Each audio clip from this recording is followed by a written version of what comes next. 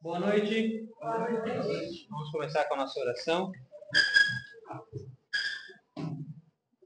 Hoje pedimos a graça do Espírito Santo para que venha sobre nós, sobre a nossa inteligência, sobre o nosso coração, sobre o Luan, que se dispôs a vir dar para nós essa formação.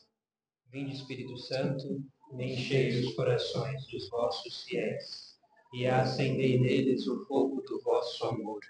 Enviai, Senhor, o vosso Espírito, e tudo será criado, e renovareis a face da terra. Oremos. Ó Deus, que instruíste os corações dos vossos fiéis, com a luz do Espírito Santo, fazei que apreciemos retamente todas as coisas no mesmo Espírito e gozemos sempre de sua consolação. Por Cristo, Senhor nosso. Amém. Pai, Filho e Espírito Santo. Amém. Bem, então, este é o Luan. Tudo bem, gente? Boa noite. Certo? Ele é da paróquia do Campeche. Não sei se é coordenador do grupo ainda lá de jovens. Não, isso aí eu tive que fugir. Mas convidei ele para vir dar a nossa formação hoje sobre Roma no Novo Testamento, porque é um assunto que o Luan estuda entre informalidades e formalidades há uns bons anos já, né? Desde que a gente se conhece, um bom tempo. Desde que a gente se conhece, que é um bom tempo, já é um assunto que interessa a ele. E com certeza ele tem muito a compartilhar, com muita riqueza aqui conosco. Então vamos aproveitar muito esse tempo. Aproveitem para fazer as perguntas necessárias, tirarem as curiosidades. Muito bem? Hoje tivemos algumas baixas, porque temos um encontro do discipulado, temos o encontro dos casais aqui do lado também. Também tivemos alguns compromissos de alguns outros irmãos nossos que costumavam vir.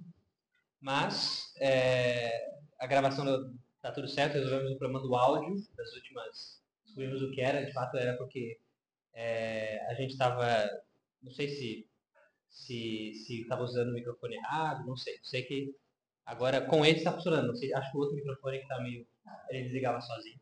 Muito bem? Vamos começar. Ô, João, tira umas fotos minhas ao longo da apresentação. Gente, como o João Pedro falou, ele me chamou aqui para falar sobre Roma no século I. Perguntei para ele se podia ser por 6 horas assim, a apresentação. Ele falou, não, por favor, só 2 no máximo. Gente, é um tema bem denso, tá bom? É um tema bem complexo.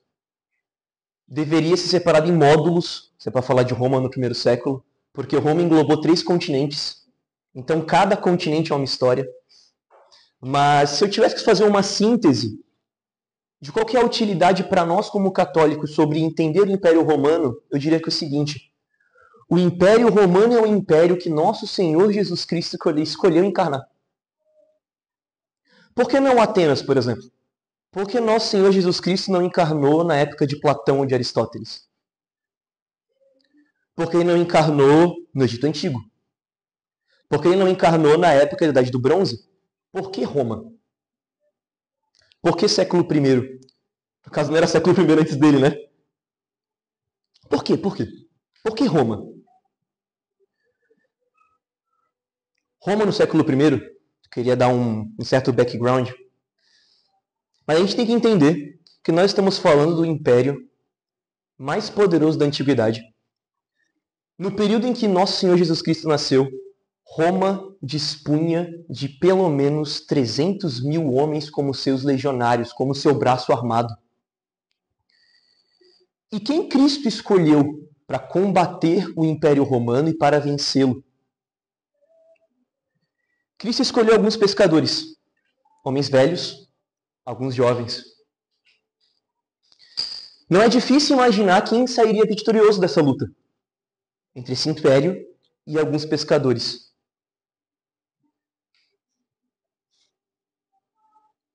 O Império Romano começa, e eu queria dar aqui a fundação mitológica do Império Romano.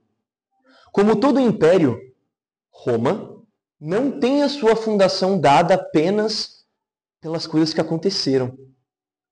Mas o espírito romano é carregado na sua mitologia. Não sei se alguém reconhece essa pintura. Ela é relativamente famosa em alguns meios acadêmicos. Essa pintura representa a Eneida. Aqui nós vemos Enéas carregando seu pai na queda de Troia. Troia foi sitiada pelos gregos e eles invadem a cidade. Enéas, um dos últimos guerreiros ainda vivos, carrega seus pais nos seus ombros, seu pai no seu ombro porque ele não consegue mais andar. Ele é guiado pela deusa Vênus, Afrodite, para os gregos. E ele é levado aos mares. E aos mares ele passa muitas dificuldades, porque uma das grandes deusas, Juno, que é esposa de Júpiter, que é Zeus, tem um ódio tremendo dos troianos. Ela odeia os troianos. E ela faz de tudo para matá-los. Em um momento, Vênus, muito aturdida, vai falar com Júpiter, que é Zeus. E Zeus vê como ela está triste com talvez o futuro terrível que ela imagina que os troianos, que são os filhos dela, que ela tanto ama, vão passar. Zeus, então, Júpiter, dito que seria conhecido como a vocação imperial. Ele diz o seguinte: vê agora como Véssia já dirige suas naves com segurança e rareiam as praias estreitas de Circe. Nesse trecho ela está falando sobre Enéas indo em direção à Itália. Troia fica na Ásia Menor, na Grécia. Mais ou menos na Grécia, tá bom? E ele está indo para a Itália. Ele levará Troia consigo, e contigo de nome. A estes não fixo limites de espaço nem de tempo.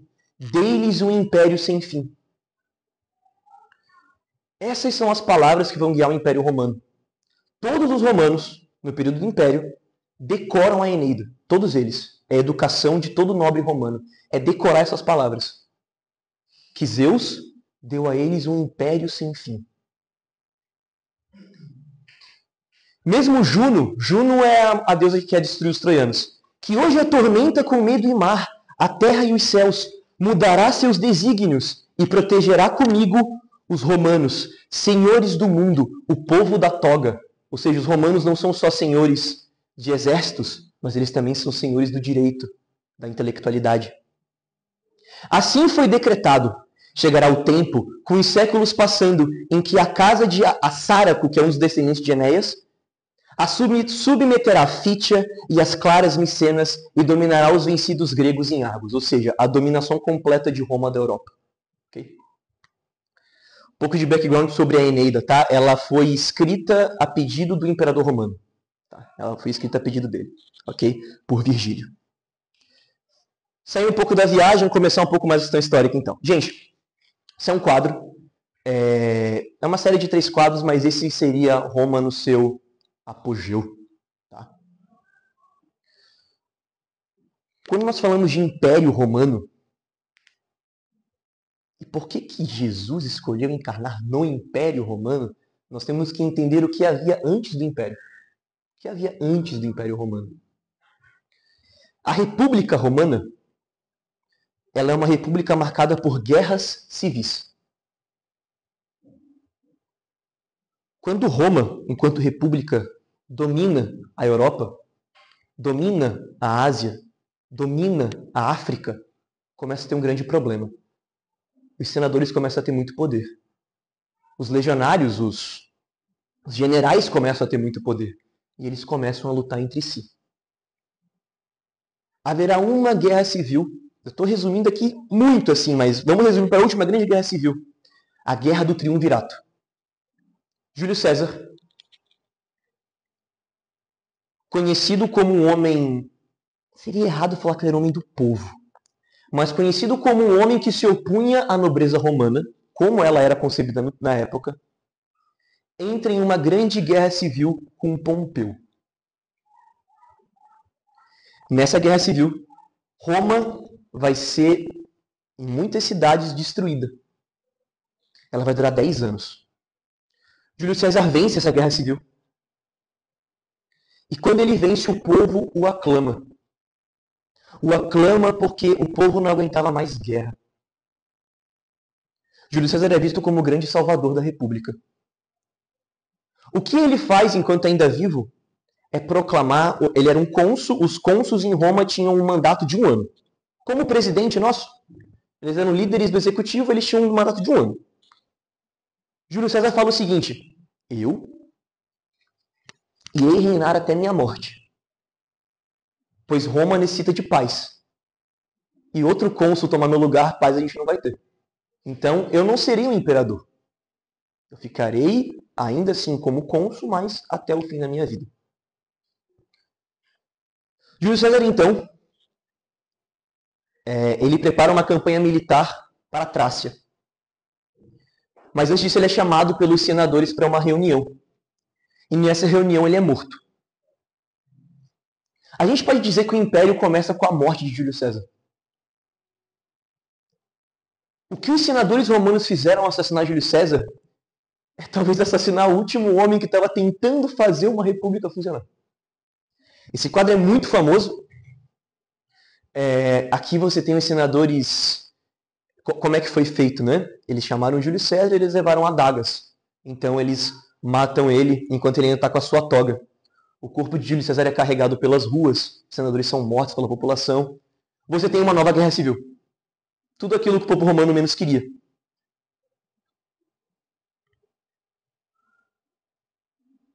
O sobrinho de Júlio César, chamado Octaviano, que depois vai ser César Augusto, mas você vai pegar Octaviano, né? Ele vai herdar, junto com Marco Antônio, que é um general de Júlio César, esse sonho de uma Roma com paz.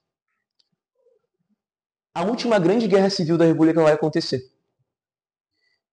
Porque Marco Antônio e Octaviano, eles vão por uma série de questões políticas divergir.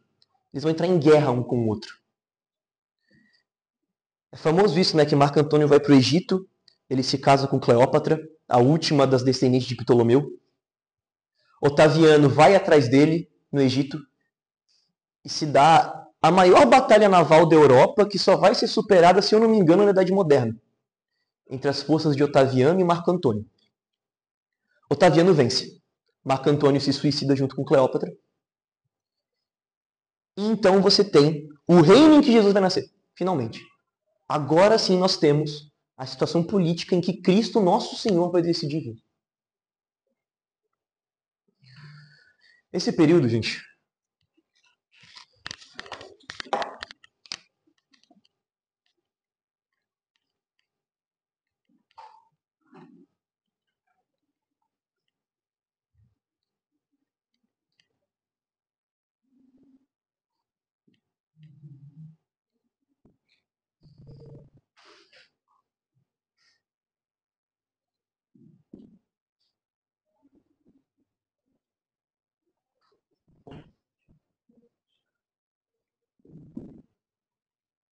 isso é um tema muito importante da gente entender quando fala de primeiro século em Roma, quando fala de Nosso Senhor Jesus Cristo, quando fala do que os judeus estavam vivendo nesse período. Pax Romana, a paz de Roma. Até os períodos atuais, esse foi o único período na história da Europa em que a Europa ficou sem grande.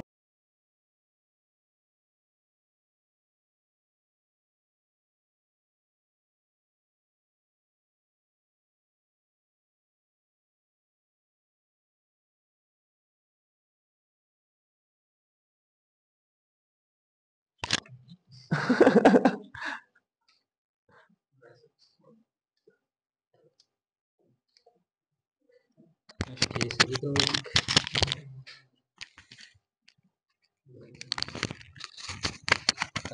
Foi? Tá ligado? Não consigo ver. Tá. Gente, esse território imenso que a gente está vendo, aqui dá de explicar melhor. Aliás, olha só. Aqui é Troia, e aqui é Roma. Essa seria a viagem que Enéas teria feito. No meio do caminho, ele para em Cartago, se apaixona por uma mulher, abandona ela, ela se mata. A Eneida é cheia de histórias maravilhosas. Mas, no geral, ele chega bem em Roma. Tá. Gente, esse mapa ele não representa só a grandeza de Roma. Ele representa um período de paz. E é na paz, em todos os períodos históricos, em que surge na sociedade muitas vezes o germe da sua destruição. Nesse período de suposta paz, nascerá a criança em Belém, na manjedoura, que mudará a história do mundo. Essa criança vai nascer aqui, ó, nessa região aqui. Essa região tem vários nomes na história. Pode chamar de Levante, é um nome muito comum, a região do Levante, que é a região de terra que conecta o Egito à Ásia Menor. Essa aqui é a Ásia Menor. Para cá tem a Ásia gigante, né? Essa aqui é a Ásia Menor, é um pedacinho da Ásia. A terra que conecta essas duas regiões, esse é o Levante. Ali Nosso Senhor vai nascer, num período de paz. E aí está o primeiro ponto. Roma é o período de paz, promoveu o período de paz que nunca mais será visto. E se você quer espalhar o evangelho, você precisa de paz. Roma é o primeiro grande império a construir grandes estradas. Tem aquela frase, né? Todos os caminhos levam a Roma. Roma fará estradas gigantescas que vão conectar o império inteiro. São Paulo só pode ser o grande evangelista que ele foi, em muitos sentidos, porque haviam legionários protegendo o que se conheceu como Império Romano. O Império Romano dá a base política e social para que os evangelistas pudessem evangelizar. Algumas coisas estão mais interessantes porque eu acho que esse é o único mapa que eu botei, tá? Gente, olha só. Não sei se alguém tem dúvida disso, mas aqui tá Roma, tá? Aqui tá Roma. Aqui é a cidade de Roma e aqui é Jerusalém, tá? Acho que isso é a única coisa que vocês têm que decorar bem disso, tá?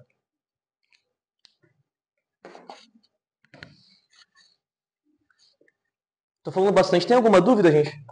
Eu estou falando muito rápido. Provavelmente eu tô. Tá.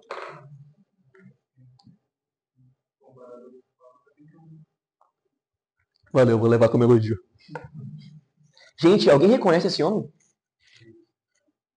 Não sei se alguém reconhece. Gordinho, feio, assim. Não, César era bonitão. Gente, esse homem é Nero. Alguém já ouviu falar de Nero? Gente, uma coisa que a gente tem que entender é o seguinte. O cristianismo, quando ele nasce, lembrando que a gente está falando aqui de Roma, especificamente. Ou seja, quero passar para vocês qual que é o olhar do pagão romano para o cristianismo. Não do cristianismo do pagão romano. César Augusto não terá problema algum com os cristãos. Ele não vai perseguir cristão em momento nenhum. O que é cristão para César Augusto? O que é Jerusalém para César Augusto? O homem domina o Egito, a província mais rica do mundo. Talvez não seja mais rica que a China. O que esse homem quer saber de Nazaré? Para César Augusto, o primeiro imperador, ele não se dizia imperador, mas ele era malandro, ele era bem malandrinho. Ele era imperador, sim. O cristianismo não era nada para ele. E assim serão para os seus descendentes mais próximos. Cláudio, Calígula, todos eles não se importarão em saber quem que é Cristo. Quem que são os cristãos. Mas a história muda com Nero.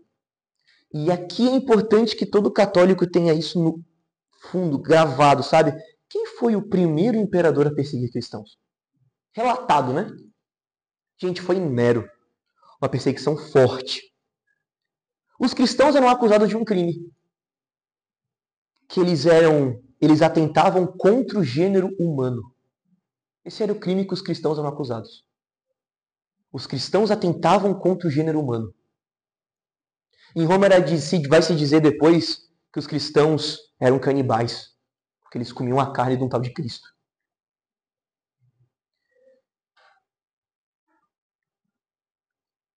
Tem uma frase de Vitor Romano que ele diz assim: os cristãos crescem, pois diferentes de nós, eles não jogam sua semente na terra.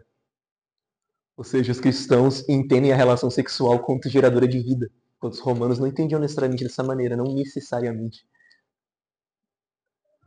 mais especificamente com Nero.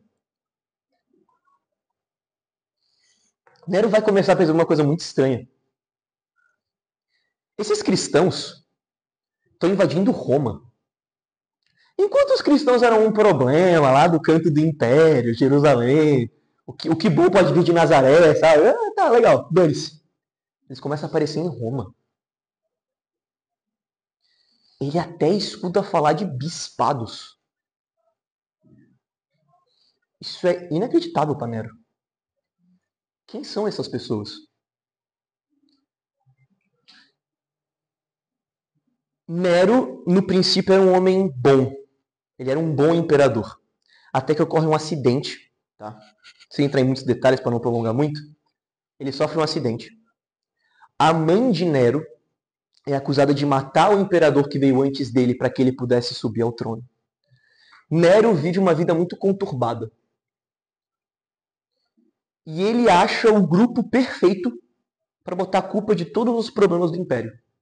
Esses taus desses cristãos. Talvez a passagem mais famosa da vida de Nero em relação aos cristãos. Ocorre um grande incêndio em Roma. Esse incêndio destrói Roma inteira, quase. Nero culpa os cristãos como aqueles que iniciaram o incêndio. Apesar que os próprios historiadores romanos da época falam, gente, não foi os cristãos. Nero está mentindo. Ele iniciou esse incêndio. E isso é muito possível porque em cima dos escombros ele constrói um grande palácio.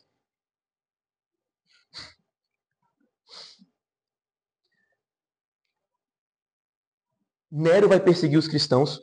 Tem um método de tortura famoso dele, onde ele ele pega o cristão e ele enche ele de cera, de vela, e bota ele para queimar vivo. A cera, ela faz com que a queima seja difícil. Então a pessoa passava muito tempo agonizando. Nero gostava dessas coisas. Ocorrerão martírios famosos sobre o imperador Nero. São Pedro e São Paulo, ambos os apóstolos, vão morrer sobre Nero.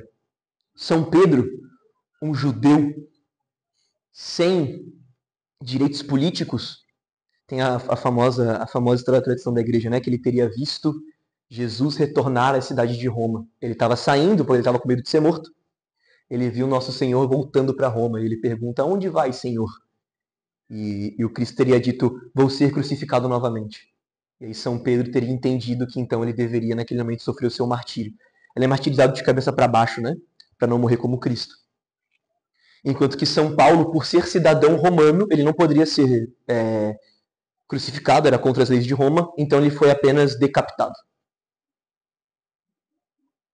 O que me faz acreditar que deve ter sido uma grande tristeza para São Paulo, que todos os irmãos dele tenham morrido de maneira tão gloriosa e ele tenha sido o único decapitado. Não sofreu tanto assim, né? A pessoa que sofreu um pouquinho para evangelizar, ela me levou umas pedradas.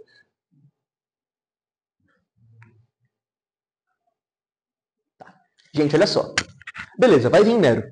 Após Nero, os outros imperadores também, aqui tratando só do primeiro século, tá? Só do primeiro século.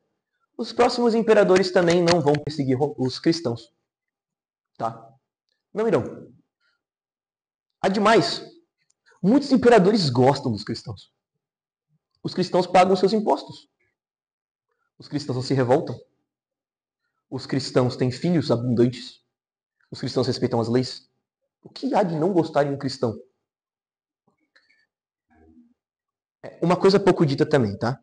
Gente, a gente é muito acostumado a acreditar que os imperadores eram tratados como deuses. Não nesse período. Roma vai decair ao longo do tempo. Nesse período, os imperadores não se importavam em ser tratados como deuses. Era uma coisa incômoda para eles. Eles não gostavam disso. Isso é uma coisa do Oriente. Como todas as grandes heresias, elas vêm do Oriente. Coisa de lá. O Ocidente não gostava disso. Por isso que eles vocês estão tranquilos com os cristãos. Você não vai ver, por exemplo, gente, o imperador Cláudio muito irritado porque um cristão não acendeu um incenso para ele. Não vai se preocupar tanto com isso, tá bom? Com o tempo isso vai mudar. Aí os imperadores vão clamar muito mais adoração E lá no 3º século, com Diocleciano, vai ter a grande perseguição que quase vai acabar com a igreja mesmo, tá? Mas a gente está 150 anos de distância, pelo menos. Esse é Domiciano. Gente, é o último imperador do século I, tá? Como eu digo aqui, dando uma visão do Império Romano sobre os cristãos para vocês. É o último imperador que vai perseguir cristãos. Domiciano é chamado de o segundo Nero. Tá? Algumas coisas importantes. Essa aqui é uma santa bem famosa que foi martirizada, Santa Flávia Domitila. Ela era uma nobre do Império Romano. Ela se converte e ela é banida em exílio para uma ilha deserta e ela morre de fome nessa ilha. E é ele também que vai exilar o famoso São João, né, o discípulo, o apóstolo amado, para a ilha de Patmos, onde São João vai escrever o Apocalipse. É sobre Domiciano. Tá? Essa imagem é do imperador Trajano. Só um momento. Minto. Tito Livio. Viajei. Gente, olha só. O último imperador do século I se chama Trajano. É um imperador bem famoso. Trajano vai ser conhecido pelos católicos medievais como um homem bom. Para você ver como ele era um pagão muito honesto. Tem até um conto medieval que diz que Trajano teria ressuscitado, sido batizado e morrido de novo. Assim. Os medievais eram maravilhosos. Né? Enfim. Mas Trajano, ele não vai mais perseguir os cristãos. E ele vai passar uma lei que vai perdurar por longas décadas. É estranho, mas é o seguinte. Se ao questionar os cristãos, eles disserem que são cristãos, punam-os. Mas se eles estão vivendo a vida deles, não os puna. É uma lei bizarra, né? Como que uma coisa é crime só quando é confessada? É muito estranho. Gente, seguinte, Trajano não queria lidar com os cristãos. Porque eles não tinham nenhum problema com eles. No 1º século de Roma, a segunda parte agora eu vou falar sobre propriamente Jerusalém. Nessa primeira parte eu queria dizer o seguinte. Os cristãos estão começando a ser um problema no 1º século de Roma. Então eles não são tão perseguidos. O 1º século de Roma com a sua paz. O 1º século de Roma com a sua lei tão bem refinada que os romanos tinham. O 1º século de Roma com a sua força militar tão estrondosa. É o berço perfeito para vir o Cristo. E é por isso que ele decide vir sobre o Império Romano. Novamente, nós nunca vimos um período de tanta paz na Europa desde o Império Romano. Não existe mais. Por exemplo, entre a Segunda Guerra Mundial e a Guerra da Ucrânia, que são as duas grandes guerras que se separam entre si, foi 80 anos. 80. Roma conseguiu 200. Ou seja, se tem uma coisa que a ONU não consegue ser um novo Império Romano. O imperador romano, ele une nele virtudes próprias do romano, que constrói uma civilização própria, que consegue trazer propriamente a paz. A gente entende isso muito mal, a gente é muito enganado sobre isso. Gente, o nobre romano é um homem que rejeita o luxo. É um homem que respeita a sua esposa, por exemplo. O imperador César Augusto, ele passa leis contra o adultério. Ele está incomodado com isso. Falou, ô mesada, para de trair. Isso não é bom para ninguém. Ninguém ganha com isso. Isso é horrível aliar para o tecido social, o adultério.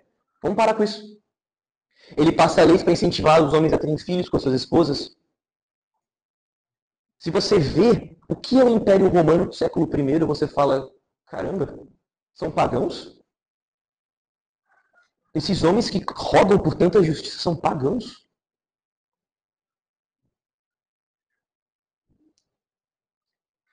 Os romanos prezam pela vida familiar. Eles prezam pela coragem. Eles prezam pela fidelidade. Eles prezam pela glória. Ainda que há neles a mancha do pecado original.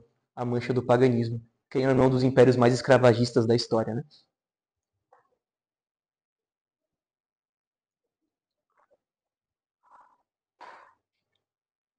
Isso sobre Roma no século I. Beleza. Gente, tem alguma pergunta? Qual é a ordem do Cara, eu não vou lembrar de todos em sequência. Esses grandes.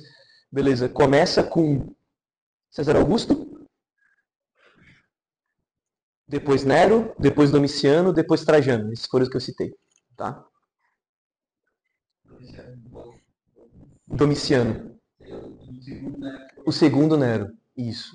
Eu citei os que perseguiram, né? Gente, houveram, se eu não me engano, eu posso estar errado em relação ao número, mas se eu não me engano, houveram 12 imperadores no primeiro século. Apenas 2 perseguiram cristãos. O resto os aturaram.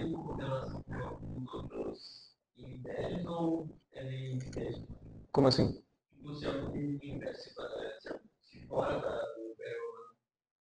Tinha alguma negócio de alguma influência? Era totalmente separado? Não, tinha sim. Deixa eu voltar lá.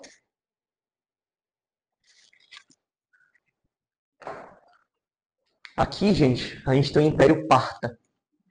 É muito engraçado, né? Os caras chamam de Império Parta. Gente, eles eram os persas, tá? Eles se chamavam de persas. Aliás, hoje a gente chama o Irã. Gente, ninguém no Irã se chama iraniano, eles se chamam de persas. Eles são os persas, tá?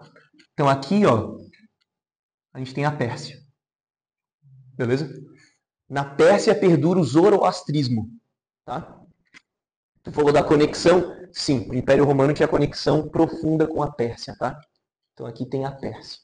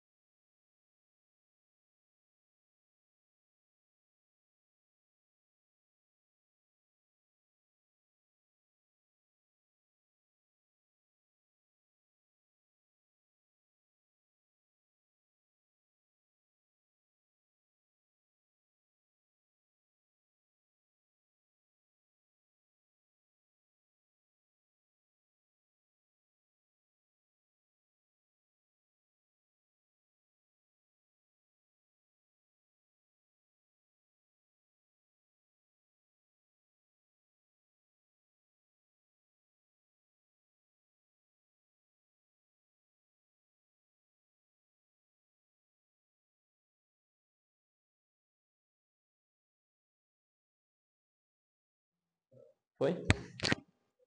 Tá, sobre as relações culturais, né?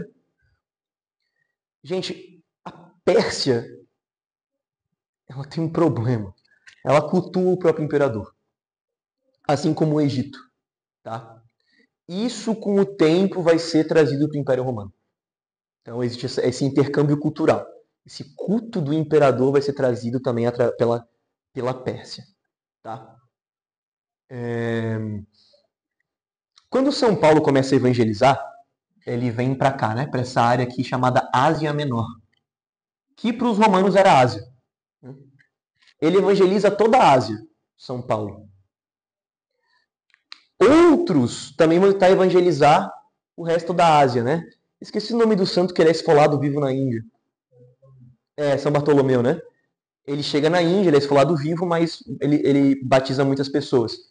Então, existe esse intercâmbio cultural. Existe bastante, tá? Mas São Paulo não chega aí aqui para o Império Parta. Ele fica dentro do Império Romano porque era muito mais conveniente, né?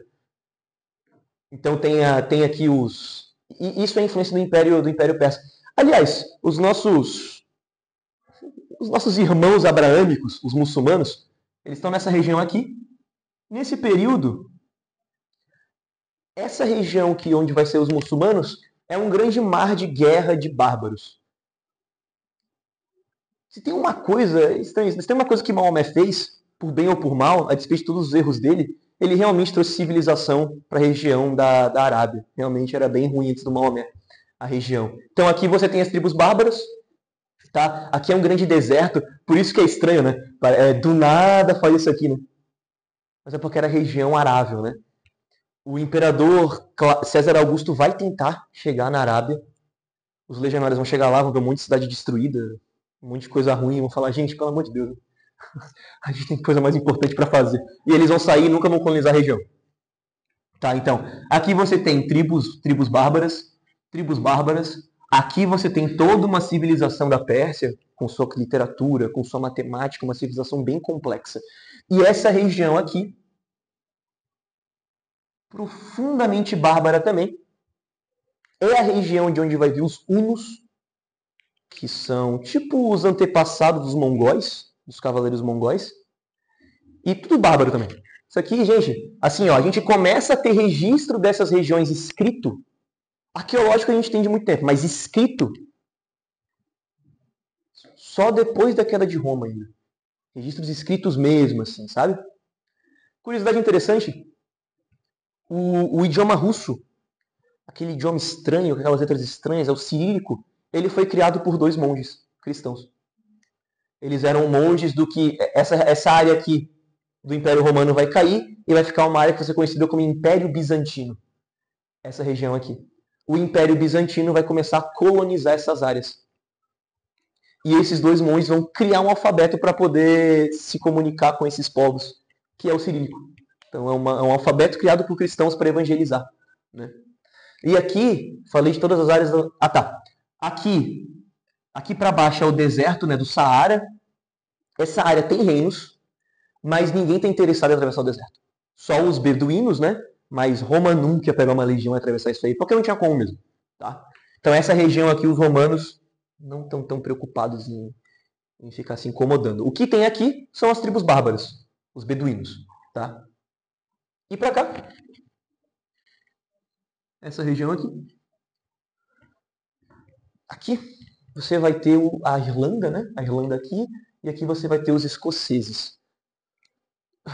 Os romanos vão tentar conquistar a Escócia. Eles vão ficar um tempo na Escócia, só que o local era tão sem nada que eles vão falar assim, tá mais caro manter isso aí do que qualquer outra coisa. Então, se a gente vamos recuar, eles recuam para o sul, fazem uma muralha e tá tudo certo. E isso vai ser conhecido como, depois vai ser Inglaterra, né? Vocês já viram Game of Thrones? A muralha de Game of Thrones é baseado nisso. É baseado justamente nisso. Nessa muralha construída pelo imperador Adriano para manter os escoceses para fora. Porque eles têm algumas guerras culturais europeias que é engraçado, né? Assim, literalmente foi isso. Ele literalmente queria os escoceses fora e construiu uma muralha. Assim. Quando fala de bárbaros, tipo, uma galera mais bárbaro, eu quero dizer o seguinte, eles não têm uma unidade política como Roma. Então você não vai chegar, por exemplo, numa tribo germânica e perguntar quem de vocês é o líder? Ah, tem um aqui, tem um lá, tem um lá, tem um lá, tem um lá. Tem... Apesar deles falarem a mesma língua, eles são muitas vezes consanguíneos, eles têm o mesmo sangue ali, né, a mesma pátria, mas eles não têm unidade política. Eles não têm alfabeto, eles não têm literatura, por exemplo. Eles não têm um sistema complexo de monetário. Então, entendeu? Muito à frente. Muito à frente. Muito à frente. Sim, o Império Romano, enquanto... No século I, né? Falando aqui no nome do século I. Enquanto corpo político, ele está, cara, 100 mil anos à frente das tribos que eles vão encontrar. Tá? Principalmente aqui na Germânia, né? A Germânia não tem nada lá, sabe? Tem um livro do Júlio César, A Invasão da Gália. Gália é essa região aqui, que é a França, tá? Que é a França e parte da Alemanha. Júlio César que vai conquistar. Tanto que é comum que os franceses usem esse termo que eles são os gauleses, tá? Meio pejorativo, na real, esse termo, mas enfim. Aqui está a Gália, e ele vai escrever sobre a invasão da Gália. Quando ele escreve sobre a invasão da Gália, ele também escreve sobre os germânicos.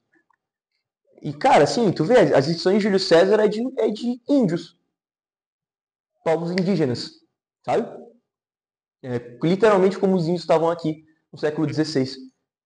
O Terceiro Reich, os nazistas, o Heinrich Himmler, ele quer muito provar que os alemães tinham cidades maravilhosas antes de Roma, porque ele tem que provar a superioridade ariana. E aí ele começa a escavar a Alemanha inteira, tentando encontrar a civilização perdida alemã que era muito maior que os italianos, tal, não sei o quê.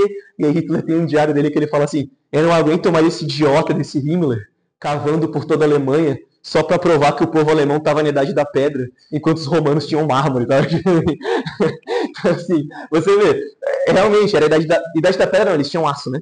Mas eles estavam realmente politicamente muito abaixo mesmo, tá? Então, mais isso, tá? Mais alguma pergunta, gente? Mais alguma coisa? Não? Beleza.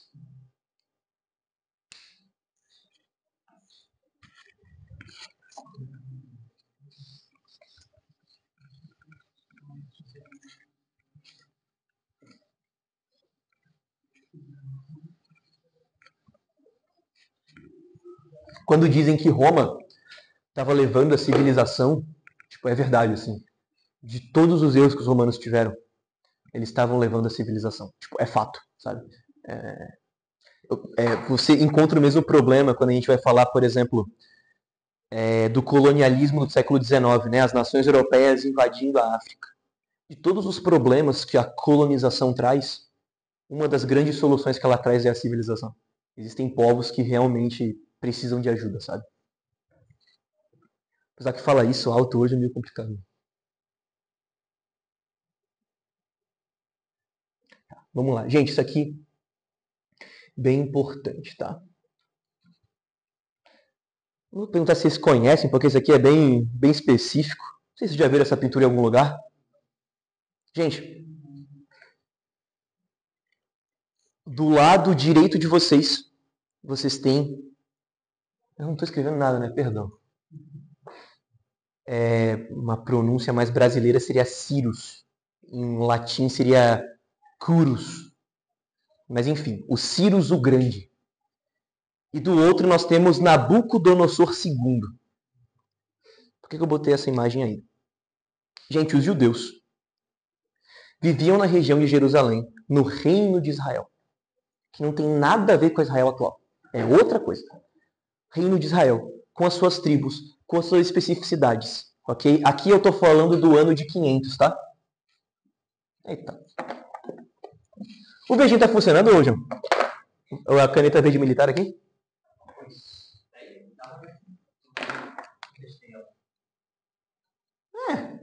Tá bom. Gente, isso eu tô falando para vocês 500 a.C., tá bom? O Império Romano estava longe de ser pensado.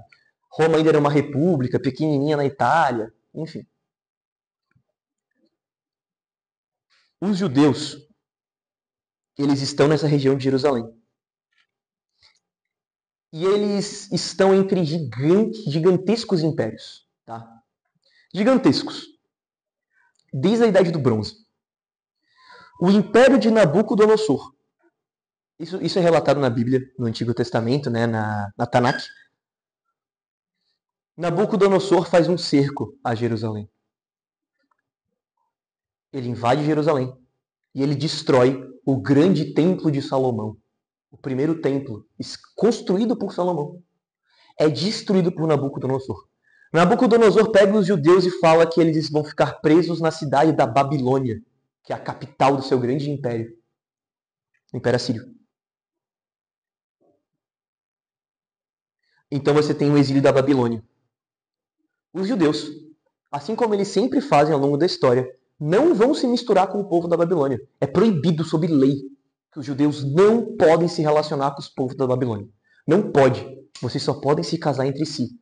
E vocês têm que preservar a sua cultura, a nossa religião, tudo. Tudo tem que ser preservado nessa pequena cidade da Babilônia. Pode falar. Qual seria a vantagem de você ter outro povo na sua própria capital? É que eu ia falar na capital, né? Bem na capital, né? Não estava tipo, na cidade, né?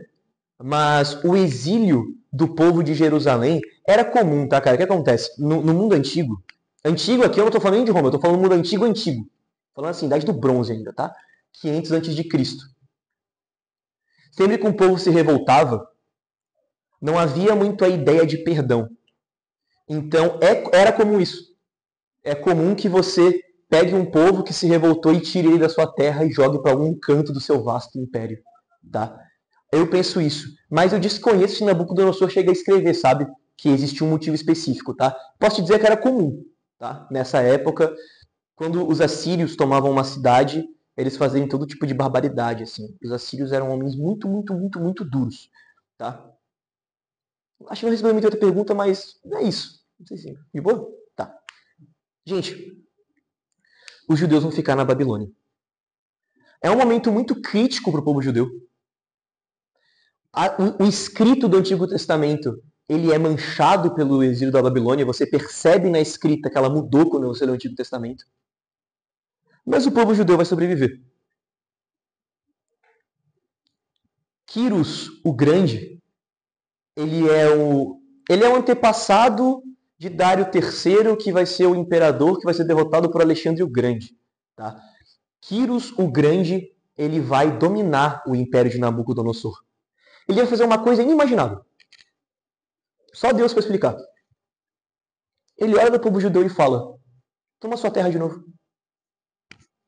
Toma. Vai lá, pode voltar para lá.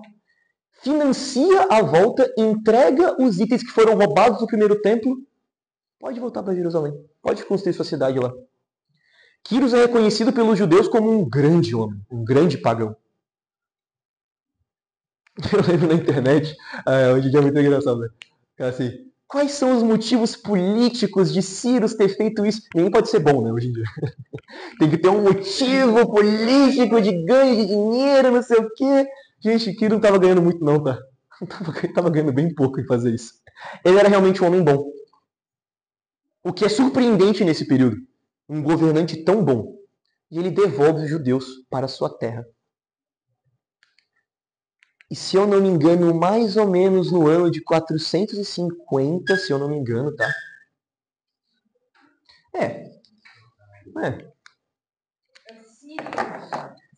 Eu vou escrever aqui.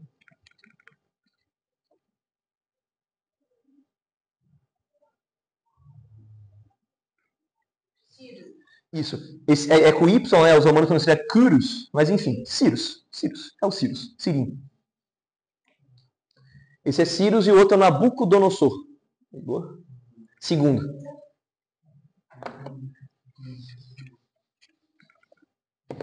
Gente, os judeus vão voltar para sua terra natal. E lá eles vão construir o segundo templo de Jerusalém. Aqui a coisa começa a ficar importante para nós católicos.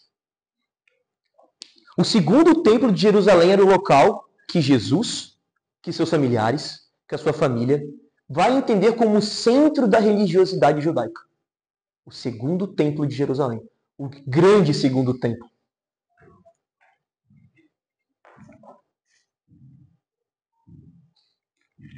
Eu trouxe algumas passagens aqui para vocês, gente.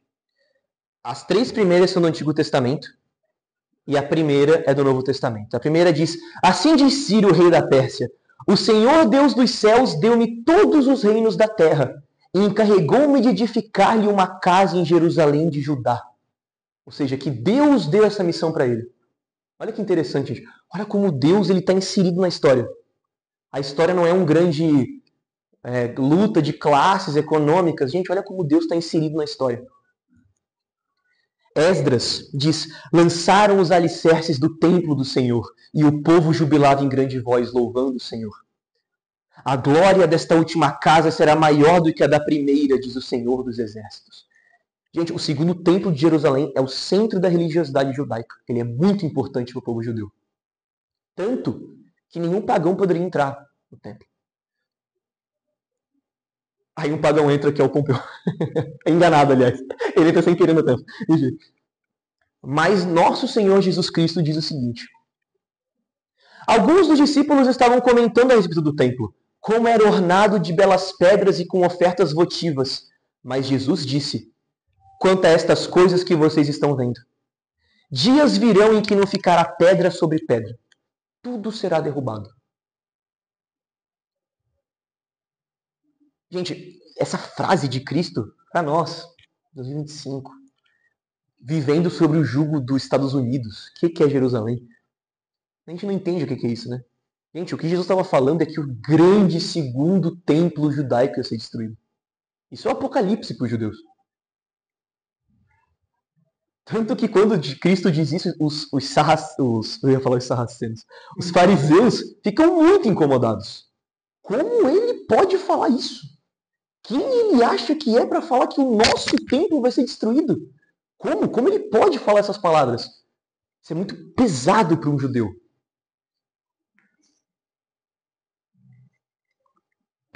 Como que Roma entra na história? Como que Jesus entra na história? Gente, do lado direito de vocês, Pompeu. Pompeu o grande conquistador do leste, que vai entrar em guerra com Júlio César. Tá? Ele era um grande general. Um homem de muitas qualidades e muitos defeitos, como todo homem pagão, né? Muitas qualidades e defeitos tão grandes quanto suas qualidades. Quando Pompeu chega em Jerusalém, está numa guerra civil. Gente, outra coisa.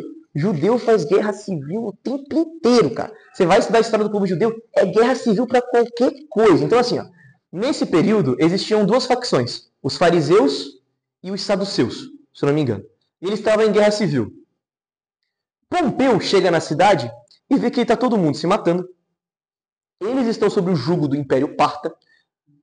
Pompeu fala o seguinte, ele cerca a cidade com as suas tropas. Fala, gente, ó, vamos parar, cada um volta para sua casa, tá bom? É claro que ele invade, tem uma certa batalha, mas ele não faz nenhum grande morticínio. Gente, vamos parar? Os judeus falam, a gente não quer parar, voltam a se matar. Papai chega na cidade, bota ordem na casa, vamos parar, fechou, eles param de se matar. Fazendo uma história complexa se tornar simples, é mais ou menos isso. O Pompeu bota ordem na casa. Tem uma história muito engraçada. Ele cerca Jerusalém e ele vê o segundo templo. Gente, para os romanos, os judeus eram um povo antigo. Para os romanos, os judeus eram antigos. Os romanos tinham muito respeito pela cultura dos judeus, porque o povo judaico é um povo muito antigo.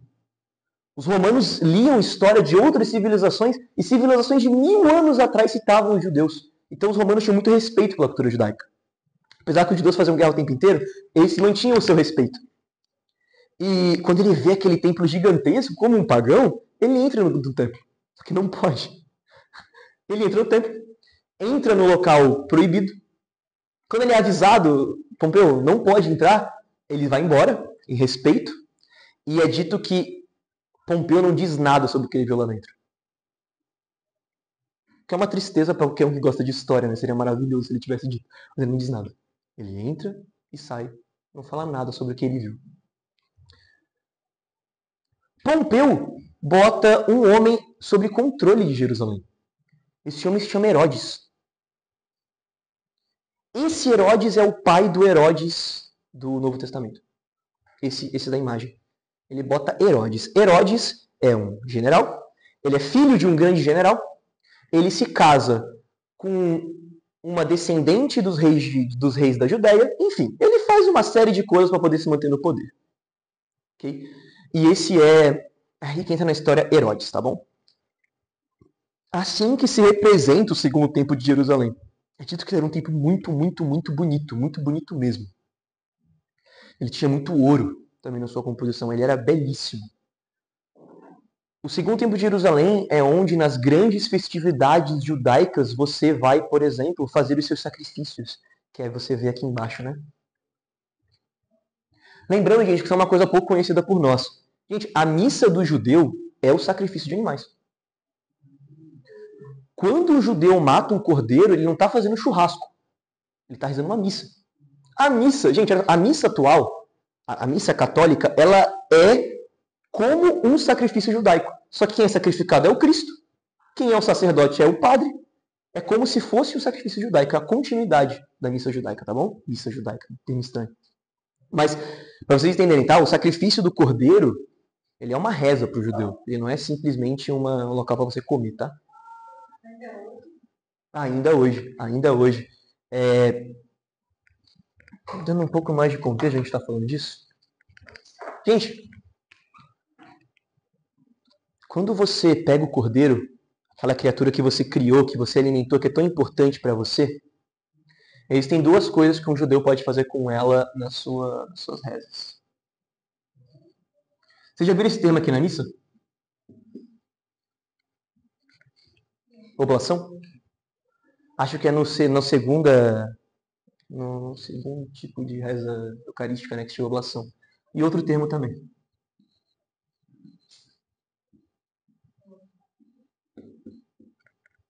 Nossa, que coisa feia, meu Deus do céu. Holocausto. Gente, olha só. Quando você pega o animal, o cordeiro, e você assa metade dele e a outra metade você come. Isso é uma oblação. É como se metade fosse para Deus, e no momento que você se alimenta dele, você está se conectando com essa refeição divina. Hã? Pô, cara, eu não sei. Eu não sei. Eu imagino que não, né? Porque quando você carneia um cordeiro, não é tão bem assim as carnes. E ele é carneado, né? Você carneia ele e tal, você não taca fogo nele todo, sabe? Assim. Ou você pode assar a vítima inteira, que é o holocausto. O holocausto é a forma... Existe outro termo também, né? A hecatombe, que é quando você incendeia 100 cabeças de animais, que só pessoas ricas poderiam fazer. Tá? Mas o holocausto é quando é queimada a vítima inteira. Por isso o termo holocausto da Segunda Guerra, né? Enfim. Isso são as formas. E tem também... Quando você derrama o vinho. Poxa vida, eu esqueci o nome. Tá? Você pode fazer também sacrifício com vinho. Tá? Tem um termo. Tá? Mas você também faz com o vinho. Isso é uma prática antiga, tá, gente? Se você ler a Ilíada, que é um livro de pagãos, os pagãos também fazem isso. Os pagãos também fazem oblação, holocausto, hecatombe. Eles também têm seus sacrifícios, isso é uma coisa comum. Só que os judeus sempre fizeram de forma muito mais perfeita, porque eles faziam para o Deus verdadeiro. Enfim, uma curiosidade interessante, tá? Tá, vamos lá. Vamos entrar agora no contexto histórico. Gente, os judeus eles não sabiam só ficar na deles. Eles tinham que o tempo inteiro fazer guerra. Não falo isso como uma coisa ruim, porque de alguma maneira eles sempre foram um povo presos sob o jugo de outro povo. A gente entende eles serem assim de alguma maneira. No ano de 70 depois de Cristo, 70 depois de Cristo, 30 anos depois que Cristo vai ser morto pelos judeus, os judeus fazem uma grande revolta. Essa é conhecida como a Grande Revolta Judaica. Vai começar em Jerusalém, com a facção, se eu não me engano, dos fariseus. Primeiro é Jerusalém. Depois isso vai se espalhar por toda a Judéia, tá? Só para vocês entenderem o que eu estou querendo dizer. Que eu fui burrão e botei só um mapa, velho. Isso aqui é... A Judéia é uma província romana, tá, gente? Isso aqui é a Judéia.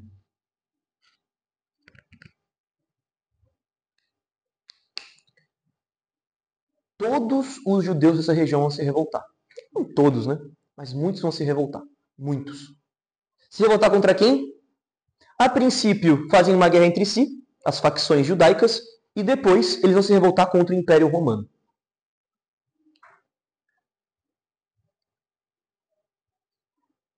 Uma coisa importante, gente, é o seguinte: os judeus, antes disso, eles já conseguiram derrotar impérios muito grandes. Não sei se vocês já leram Macabeus. Na Bíblia, eu vou falar Macabeus. São os 2 últimos livros, né? Macabeus é um líder judeu que se revolta contra o domínio dos gregos. Esse é o livro do Macabeus. É a grande guerra judaica de libertação. E eles vencem um grande império, que é o Império Seleucida, que é um império que vai dominar toda essa região aqui. Ó. Até para lá da Ásia. Império gigante. Descendente, ele foi constituído por um general de Alexandre o Grande. Eles eram os grandes Seleucidas. Eles eram a potência militar do mundo. E os judeus vencem eles. Por uma série de questões, ajuda divina, nessa época eles ainda eram o povo escolhido de Deus. Eles vencem eles. Isso é inacreditável. Os judeus têm muitos bons motivos para se revoltar, eu quero dizer, entende? Eles já fizeram isso antes, e já deu certo antes. Mas eles estavam lidando com outro povo agora.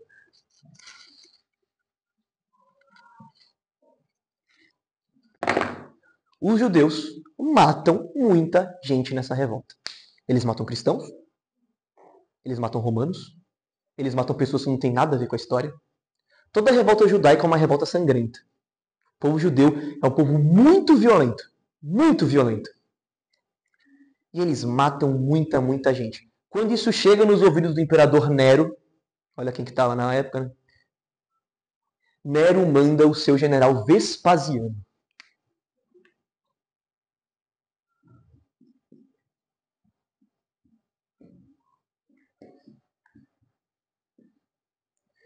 Vespasiano, lida com a revolta.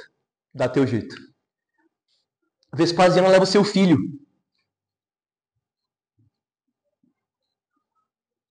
Tito Lívio. O grande Tito Lívio. Homem que vai ficar para a história. E eles vão para a Judéia para botar abaixo essa revolta. Eles têm muito sucesso nas primeiras cidades da Judéia. Mas quando eles chegam em Jerusalém, acontece uma tragédia. O imperador Nero morre. O que se sucede se chama de o ano dos 4 imperadores. Porque 4 pretendentes vão começar a se matar pelo trono de Roma. Um deles é Vespasiano. Vespasiano volta para Roma e fala para Tito Lívio: meu filho, lide com a situação.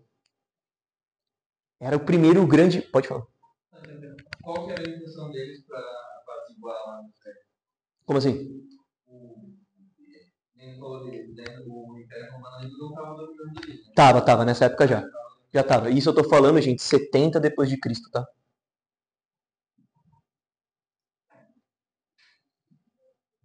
Agora eu achei que não estava. Tava. O interesse deles de apaziguar. Uhum. Já era uma província romana, tá?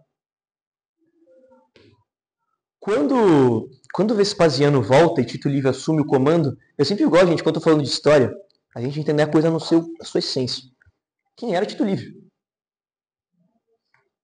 Imagine um homem da minha idade, sobre o comando de legionários, de milhares de legionários, e essa batalha vai definir a sua carreira militar. É o seu primeiro comando. Ou você mostra porque você veio, ou você está lascado. Gente, para um romano, você mostrava as suas virtudes em campo de batalha. Principalmente um nobre. Isso vai se manter depois na Idade Média. Você é nobre. Você não trabalha. Você não ara a terra. Você não reza a missa. Mas você tem a espada. E o seu valor enquanto nobre é mostrar que você está disposto a morrer pelo teu povo. Tito Lívio faz dessa invasão o que vai ser a grande campanha militar da vida dele. Quando ele chega em Jerusalém, Jerusalém tem uma muralha gigantesca. Jerusalém é uma fortaleza desgraçada para você tomar. Ele não é uma cidadezinha. Como os romanos provavelmente quando Tito Livio ouviu sobre Jerusalém, ele pensou, Judéia. Cara, Jerusalém é uma cidade muito, muito, muito bem fortificada. As muralhas de Jerusalém são gigantes. E você não está lidando com qualquer povo. Você não está lidando com os bárbaros alemães. Não, são os judeus. E eles têm um motivo muito forte para lutar. Tem uma parte da batalha. Flávio Joséfo, que é um judeu que depois vai para Roma, ele vai escrever sobre a Grande Revolta. Ele é o principal escritor sobre a Grande Revolta Judaica. Flávio Joséfo. Ele escreve que um dia Tito Livio está com o seu cavalo, sem armadura, só com a sua toga, sua espada, e ele está fazendo um reconhecimento. Está dando volta na cidade para ver como é que a cidade está. Ver se tem alguma força, enfim. É dito que do nada os judeus saem da cidade para fazer um ataque. Tito Livio fica mais atrás. E quando ele vê que os seus soldados estão sendo atacados, ele puxa sua espada e, sem armadura nenhuma, vai para cima dos judeus e começa a batalhar com eles. Esse é o homem de Tito Livio. Ele não precisava ir. Ele podia só ter voltado para o acampamento. Estão lutando lá, né? Volta, fechou. Eu sou Tito Livio, eu sou um nobre. Não, ele puxa a espada e vai para cima, sem armadura. Só com a sua toga. Essa era a grandeza de Tito Livio. Tá aí um homem de determinação. E os judeus mais determinados ainda, né?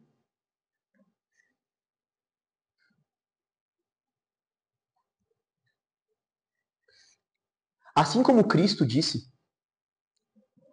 os judeus são profundamente punidos. É por isso que isso é tão importante, gente. Olha só. A gente tem que imaginar que é assim. Jesus veio, Jesus morreu, não sabemos o que aconteceu, os católicos, os cristãos tomam conta de Roma e tal. Gente, nesse espaço aconteceu bastante coisa. E uma delas foi a punição que Deus vai infringir sobre os judeus. Qual a punição que Deus infringe aos judeus por terem matado seu filho enviado? O Messias que eles tanto esperavam, por séculos e séculos e séculos. Jerusalém vai sofrer muito. Tito Livio vai cercar a cidade. O primeiro grande problema de um cerco, a fome. E os judeus tinham um problema. Eles sacrificavam animais constantemente. Eles não pararam de sacrificar animal até o final. Pessoas passando fome e eles levando animais para serem sacrificados. Nesse período que Tito Livio está invadindo a cidade, milhares de animais estão pela cidade, porque está se aproximando, se eu não me engano, uma data festiva. E eles estão lá matando os animais, né, para Deus. Primeira fome. Depois os judeus começam a se matar entre si. As facções dentro de Jerusalém começam a se matar. Tito Livio toma pedaço por pedaço da cidade. Ele diz, pra vocês entenderem. Nessa imagem tem, gente, olha só. São 3 muralhas. São 3 muralhas. Ele toma a primeira, ele toma a segunda, ele toma a terceira.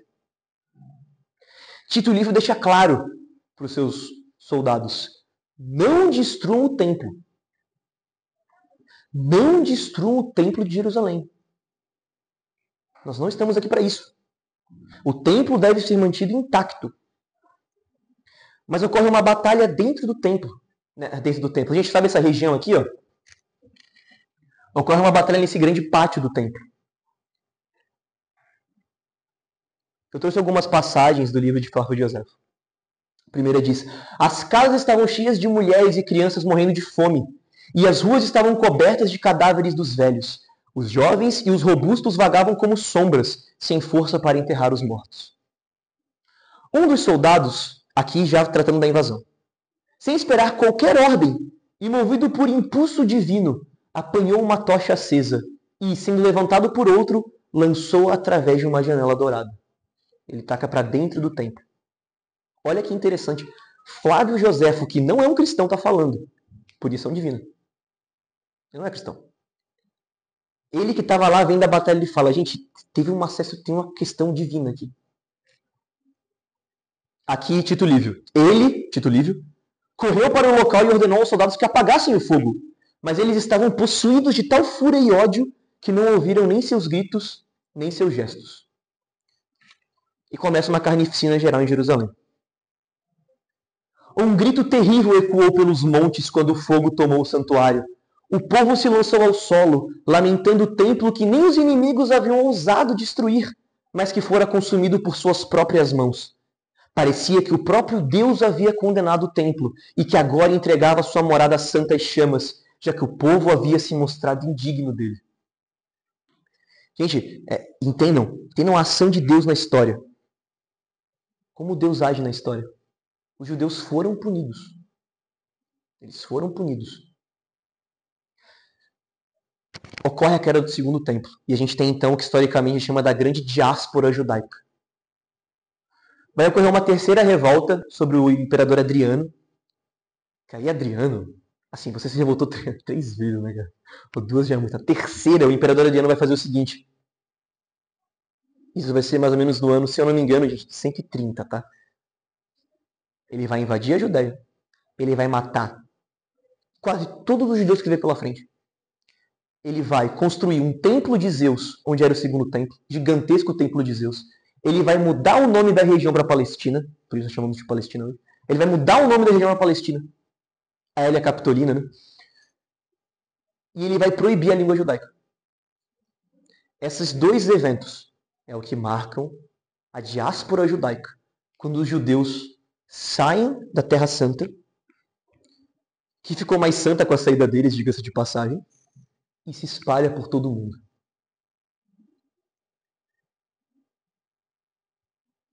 Eles vão retornar. Depois de 1800 anos. Em 1930. Que são vários eventos que eles vão indo, né? Mas enfim, no século XX eles vão retornar. E fundar o Estado de Israel que nós temos hoje. Gente, isso é importante. Entre os judeus que viviam com o Cristo e o Estado de Israel, nós temos 1800 anos de todo tipo de mudança que ocorreu com o povo judeu. O povo judeu que eu falo aqui não é o povo judeu de hoje. Não tem nada a ver. Eles compartilham sangue. Isso às vezes, tá? Eles não são o mesmo povo. Não têm as mesmas leis. Não praticam os mesmos costumes, tá? Essa é a queda do segundo templo, prevista por Cristo. Tem uma pintura bem famosa. Sobre a queda do segundo templo. Tá? Várias coisas são roubadas. É realmente um evento terrível para o povo judeu, tá? Alguma pergunta? Alguma questão? A gente ouve falar tanto sobre os judeus hoje em dia, né? Sobre tantas coisas. É importante ter esse background histórico, entender a diáspora judaica, como ela começou, o tempo. Foi sobre o Império Romano, foi sobre Tito Livio, tá? Tito Livio, depois ele vai andar sobre Roma, a famosa parada de Tito Livio. Você vai ter muitos livros escritos sobre ele. Tem um do Maquiavel também, bem famoso sobre Tito Livio. Bem, gente, então, terminando agora, se encerrando o encontro, isso eu diria, algumas pessoas podem discordar, que esse é o principal evento do século I, além dos santos e tudo, mas que concerne a nossa fé. A diáspora do povo judaico, a queda do segundo templo. Tá? Os judeus não eram muito amigos dos cristãos, né? Então essa queda, essa expulsão da Terra Santa, ajuda os cristãos a chegarem naquela região. Tá? É importante entender também a punição que Deus aplicou sobre os judeus por eles não aceitarem o Messias que eles esperavam por milênios. Tá? Enfim. Alguma coisa? Quem vai primeiro? Não, só para tirar uma conclusão que eu fico um pouco de dúvida. A queda do segundo templo, ele foi no tempo de Tito Livio.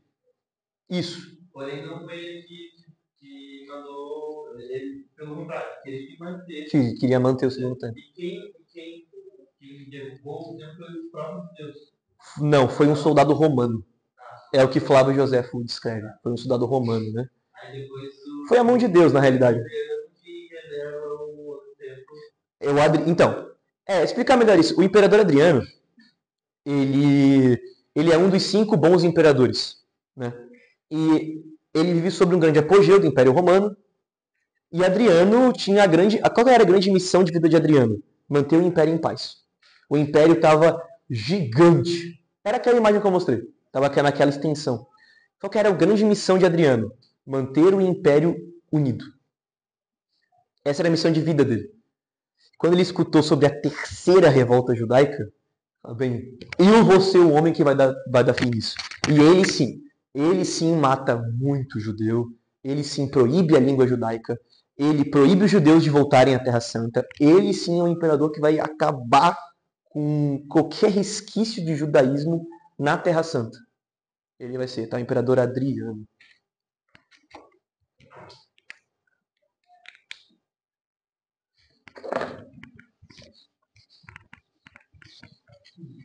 Lembrando que não existe um terceiro templo, tá? Vocês sabem o Muro das Lamentações? É o segundo templo. O famoso muro que você vê lá, um monte de líderes ocidentais que se dizem cristãos, com chapéuzinho, assim, ai, como eu tô triste. Esse é o segundo templo de Jerusalém. É o que sobrou do segundo templo. Aquela parede que o nego bota a mão, é lá. Aquele é o segundo templo, tá? Sem dúvida é uma coisa muito importante se você é um judeu. Né? Essa parede, né? Isso que sobrou do segundo templo. É chamado de o Muro das Lamentações. Né? Só para ficar uma coisa, então...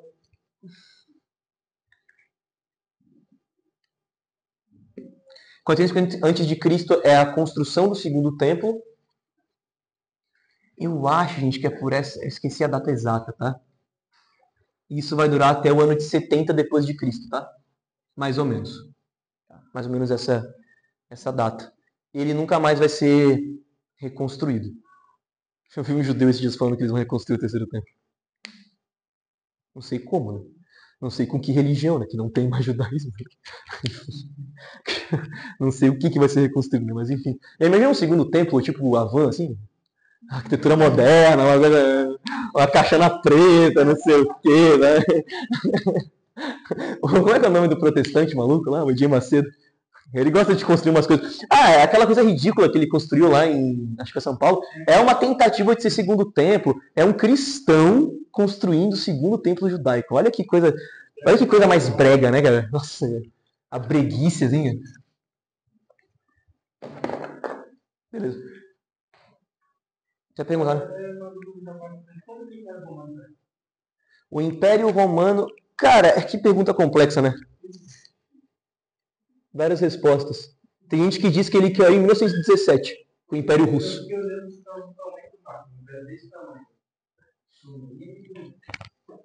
Funciona assim, ó. Tem um povinho aqui que são os germânicos.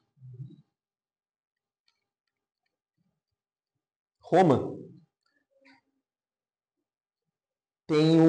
existe uma certa constância entre os imperadores depois do século II que acontece. Existe uma coisa chamada a crise do terceiro século, que é quando, durante 50 anos, Roma está em guerra civil o tempo inteiro. Se eu não me engano, é coisa de louco, assim. Durante 50 anos, teve, 50 imperadores. Guerra, guerra, guerra, guerra. Funcionava assim, ó. Tem um cara aqui, o Picos Ticos. Aí ele fala assim, eu sou imperador. Aí o Ticos Ticos aqui fala assim, não sou eu. Guerra. Aí o Ticos Ticos vence. Vai para Roma. Domina Roma. Aí um cara aqui na Britânia fala, não, eu sou imperador. Vai para Roma. Bater no Ticos Ticos. É isso. É guerra o tempo todo e, enfim. Essa crise passa. Essa crise passa com o imperador Aurelius e depois ela realmente tem o seu fim sobre Constantino. Constantino Grande, né? Que vai ser o que vai fazer o Edito de Milão, vai permitir o cristianismo, enfim. Estou falando tudo isso, né? Quando Roma cai, Roma é cristã. A Roma que cai é a Roma cristã.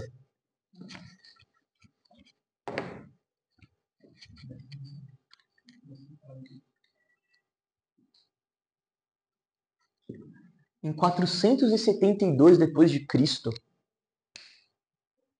antes disso, Vocês já viram falar de Santo Agostinho? Livro bom, cara.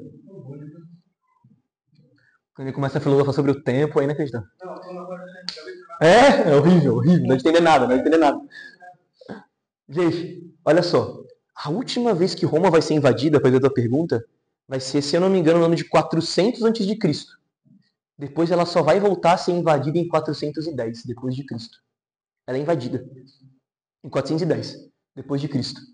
Os cristãos falam para Santo Agostinho: Santo Agostinho, acabou. Roma foi invadida. Vamos fazer o quê? Os bárbaros estão tomando conta de tudo. Gente, os bárbaros, o Sansão Beda, ele escreve assim: depois que Roma já caiu, os bárbaros tomaram conta. Eu acabei de ver um homem tomando vinho sobre o crânio de outro homem. As bibliotecas estão sendo queimadas. Ninguém mais lê nada. A cultura está sendo destruída. Isso é invasão germânica, entendeu? Eu escutei um marxista um dia falando que os germânicos eles estavam respondendo a um período de muito... Gente, germânico nessa época é assim, ó, queimar biblioteca, estupro e ouro. Isso é um germânico, entendeu? Então você tem esses problemas. Em 410, Roma é invadida. E se Santo Agostinho, o mundo vai acabar, o que vai acontecer? Santo Agostinho escreve um livro, A Cidade de Deus. Esse é o contexto do livro, A Cidade de Deus. Santo Agostinho diz assim, Roma vai cair mesmo. E tem que cair. Porque essa cidade é uma desgraça. Porque esse império traiu a Deus. Porque esse império foi salvo por homens de Deus, como Constantino, e ao mesmo tempo eles pisam na imagem de Constantino. Esse homem foi salvo por homens como Teodósio, mas pisam sobre Teodósio. Se Roma cair, Roma vai cair por culpa de Roma. Isso ele escreve em 410. Falar que Roma vai cair em 410 é tipo assim, ó, falar que hoje que os Estados Unidos vai acabar. Não vai, né? Não vai, né? Tá tendo uma crise. Mas não vai, né? A gente sempre... Roma sempre vai existir. Roma é eterna. Tanto que Roma é conhecida como uma cidade eterna. Roma é eterno. Santo Agostinho, 60 anos antes, fala assim, gente, vai cair, tá? Já tô avisando, vai cair. Não me perguntem o porquê, eu sei que vai cair. Façam o seguinte. Fujam para o interior do país, copiem livros que vocês podem, estudem música, estudem tudo que vocês puderem da cultura pagã e preservem essa cultura. Porque quando os bárbaros vierem, a gente vai perder tudo. Tanto que se a gente teoriza que 90% de toda a literatura do mundo antigo é totalmente perdida. Não chegou na gente. Foi totalmente destruída. Quem lê os Padres Apostólicos é bem triste, né? Eu lembro que eu estava lendo Confissões, e Agostinho escreve assim, que ele se converteu também lendo um livro maravilhoso de Cícero. A gente não tem esse livro. Esse livro não chegou na gente. É assustador, assim. Vários livros de Aristóteles não chegaram na gente. Quem lê sobre o mundo antigo vê assim, fala, caraca, o cara tá citando às vezes 10 livros, que a gente não tem nem ideia de onde é que eles foram parar. Foi perdido para sempre, né? E os que chegaram até nós foi por causa desses homens que, como Santo Agostinho, decidiram que eles iam ficar num mosteiro copiando, assim, todos os livros. Enquanto o nego estava bebendo crânio ali, vinho, crânio ali do lado, estava aqui copiando. Tá, Roma vai cair, tá? Em 472. Um imperador chamado Rômulo Augusto, uma criança malandra, nessa época o Império Romano era dividido em 2 pedaços. Ele era dividido em 2 pedaços. O Império do Ocidente, sobre Rômulo Augusto, e o Império do Oriente, sobre um cara que esqueci o nome. Constantinopla e Roma. Rômulo Augusto fala assim, ó, tá muito difícil, não vai dar. O cara aí do Império do Oriente, pega Roma pra você. Tô vazando. Aí ele vaza. Vai embora. O imperador do Império do Oriente fica, pô, jogou a bucha pra mim, né? Mas vamos lá, né? Vamos tentar. Essa é a queda da porção ocidental do Império Romano. 472. Tudo isso aqui vai ser perdido. Muitos vão falar que é o fim do mundo. Falso. Porque é por causa da queda do Império Romano que os católicos, que a Igreja Católica principalmente, vai enviar missionários pelo mundo inteiro e o que antes era Roma pagã vai se tornar a cristandade medieval. A Idade Média foi construída pelas mãos da Igreja literalmente. Literalmente. É bispo falando, cara, vamos parar de estuprar, gente. Porra. Os bispos tinham muito poder nessa época, tá, gente? Muito poder. Porque eles eram a única autoridade política que ainda tinha poder algum nesse período da queda do Império Romano. Você fala assim, gente, vamos parar de se matar um pouco, os bárbaros não entendiam muito bem porquê.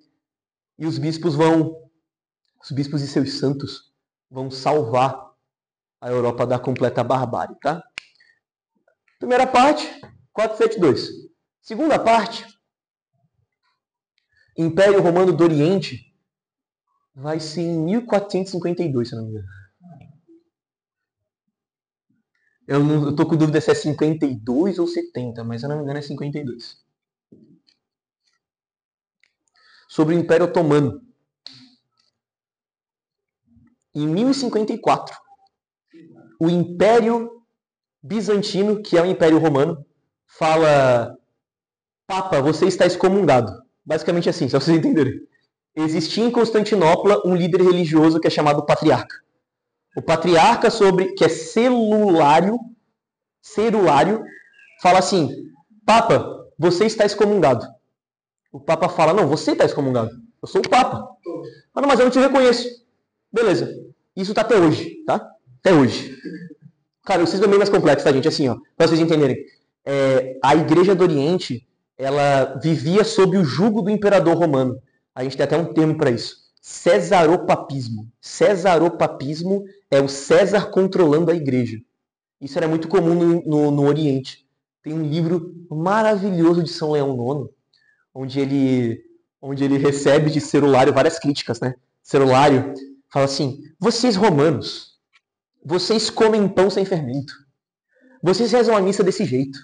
Vocês são isso, isso, isso. Vocês estão tudo errado.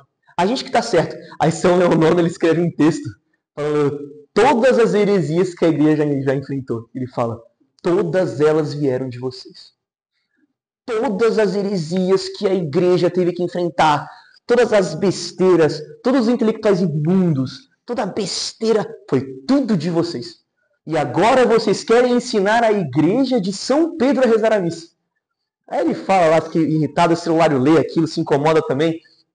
E por uma questão um pouco complicada, o Papa manda 2 representantes dele para Constantinopla, para tentar acalmar Celulário. Os representantes, Celulário, como é muito inteligente, começa a falar mal dos representantes do Papa. Nessa época, o Império Romano que sobrou era conhecido como os homens da civilização. Eles eram o que sobrou do Império Romano. Eles eram os que escreveram a Ilíada, a Eneida, a Odisseia. Eles eram os grandes homens do Oriente. E eles falam, vocês são bárbaros. Vocês são bárbaros.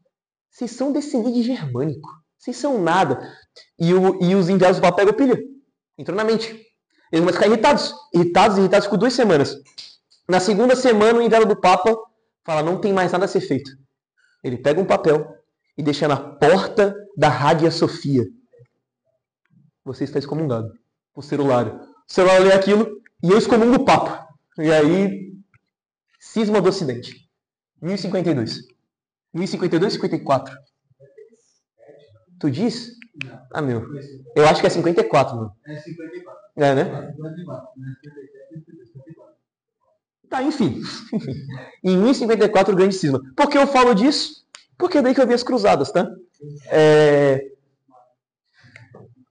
Tem um povinho bem legal. Que no ano do século VIII começam a falar sobre um tal... Só um negócio. O imperador ali que pega o Império Romano do Ocidente, o do Oriente era Leão I? Tá, beleza. O homem sofreu, hein? O homem sofreu. Gente, nessa região aqui, uma religião abraâmica surge. Seja lá o que significa isso. Maomé ouviu das cavernas do inferno um anjo falar com ele. E esse anjo falou para ele que ele era um grande profeta e que ele ia trazer ao mundo uma nova religião. Que coisa linda. Depois dele fazer bastante guerra na Península Arábica, os islâmicos decidem que eles vão se expandir para o mundo inteiro. E ocorre a expansão islâmica. Gente, os islâmicos eram bons de guerra. Tem que ser dito. Os caras eram bons. O que os islâmicos fizeram em 100 anos é inacreditável. Hoje só que eles levam o pau para Israel, todo mundo derrota eles, entendeu? É um pouco diferente hoje. É verdade. Gente, como que é essa expansão islâmica, tá? Eles tomam Jerusalém, a cidade do Cristo. Enfim, eles fazem várias. Eles tomam a África.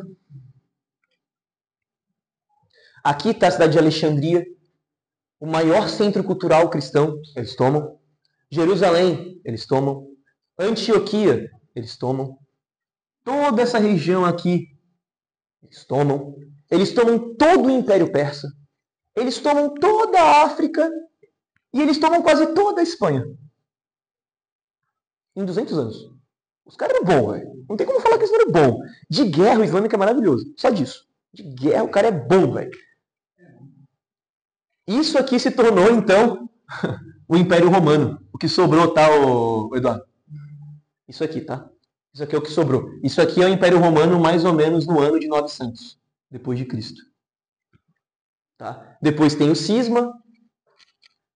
E aí eles ficam menores até que eles chegam nesse tamanho aqui. Nesse tamanho. O que um dia foi isso, né? Se torna esse pequeno tamanho. E aí o imperador fala assim, o Papa Urbano II, homem, tá difícil. O Urbano II, vocês separaram, né? Aí, tem como ajudar a gente, não? Aí o Papa Urbano II fala, eu não devia, né? Mas como cristão eu vou. E ele proclama a primeira cruzada. A primeira cruzada é para isso. É para reconquistar esses territórios em nome da cristandade. É lindo o discurso do Papa Urbano II, maravilhoso. E ele fala das atrocidades dos islâmicos, que eles pegam as pessoas e matam em cima dos altares das igrejas, porque o altar, né, matam em cima das igrejas, que eles fazem um monte de besteira. Tem um trecho que ele fala assim, o que os bárbaros do leste fazem com as mulheres? Falar sobre isso é pior do que manter silêncio. Então, assim, é terrível a invasão islâmica. E essa é a primeira cruzada. Isso é muito engraçado. Sabe o que vai acontecer? Os bizantinos vão trair os cruzados. Vão trair os cruzados. Os cruzados vão tomar Jerusalém. Vão tomar todas essas cidades santas. Fala assim, maravilhoso. Os bizantinos falam, olha, essas cidades são cristãs? São, mas estão sob o poder do Papa? Ou estão sob o poder do grande imperador, do Império Romano Bizantino, do Papa? Então a gente não quer. E eles traem os cristãos o tempo inteiro. Traem os cristãos. Eles passam 100 anos traindo os cristãos. Chega num nível em que um dos exércitos cruzados, eles mentem para os cruzados para que eles sejam mortos na segunda cruzada. Inacreditável, assim. Os bizantinos tinha uma coisa que tinha que desaparecer do mundo do Império Romano nessa época, porque eles eram imundos, assim. Eu não sei se tem a ver, mas Pode eu falar. acho que o grande argumento das pessoas que não são católicas é falar que o católico é que mais passou no mundo. No caso, As cruzadas seria isso. Esse é o contexto histórico das cruzadas, exatamente. É essa reconquista desses territórios cristãos a pedido do imperador romano e porque Papa Urbano II sabia que isso era justo, tá? Vai dar errado. A primeira cruzada vai dar certo. Você vai retomar Jerusalém. A primeira cruzada é maravilhosa. Se você lê as crônicas da primeira cruzada, é divino. É coisa do... Tem uma parte da cruzada em que um exército 10 vezes maior que o dos cruzados recua. Recua. É dito que eles viram a imagem de Nossa Senhora no céu, né? A primeira cruzada é maravilhosa. Eles tomam... Apesar de que eles matam várias pessoas em Jerusalém, né? Enfim, né? São homens, né? Eles cometem erros. Mas esse é o contexto das cruzadas. E o Império Bizantino. Só continuar, Eduardo. Continuação aqui. O Império Bizantino vai trair os cruzados de todas as maneiras possíveis e impossíveis. Os cruzados vão ser expulsos da Terra Santa. E agora não tem ninguém para segurar os islâmicos. E os islâmicos começam a atacar, atacar, atacar, atacar. Que é o que eles fazem de melhor. E escravizar também. Os islâmicos são os maiores escravistas da história. Isso vira o Império Romano. Esse pedacinho, a cidade de Constantinopla. Em 1452, o imperador Mehmed II, o Conquistador, não sei o que ele conquistou, era uma cidade. O Mehmed, o Conquistador, ele pega canhões, ele aponta para as grandes muralhas de Constantinopla e bombardeia por meses e consegue invadir Constantinopla. E aí o Império Romano cessa de existir, ou não. Porque tem uma história bem famosa, em que a sobrinha do último imperador romano, do imperador Paleologos IX, a sobrinha dele foge para um território que estava sendo conhecido na época, vai ser a Rússia, mas na época era o reino de Kiev, se eu não me engano. Essa região aqui. Que na época era o princípio da Rússia. E ela se casa com o imperador da região. Ela é a czarina, filha do imperador. Portanto, ele vai ser o czar. E aí que vem o termo czar. Esse imperador russo que se casou com a sobrinha do último imperador romano. E se diz então que a Rússia é a terceira Roma. Seria a terceira Roma.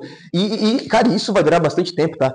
Os russos vão descer, vão acabar com o Império Otomano. Os russos vencem guerra atrás de guerra do Império Otomano. Olha, se tem uma coisa que a gente tem que agradecer aos russos é isso. Realmente, os russos defenderam os cristãos muito mais que o Ocidente no Império Otomano. Por vários motivos, tá? Não por culpa da igreja. Mas porque a igreja para de ser importante. E os impérios da cristandade começam a abandonar a igreja. E abandonando a igreja, eles param de se importar com os cristãos que estão sob o jugo otomano. Mas os russos não. Os russos vão fazer um monte de guerra. Tá? E a terceira Roma vai durar até 1917. Quando Lenin vence a Guerra Civil contra o Exército Branco. E então acaba com a terceira Roma.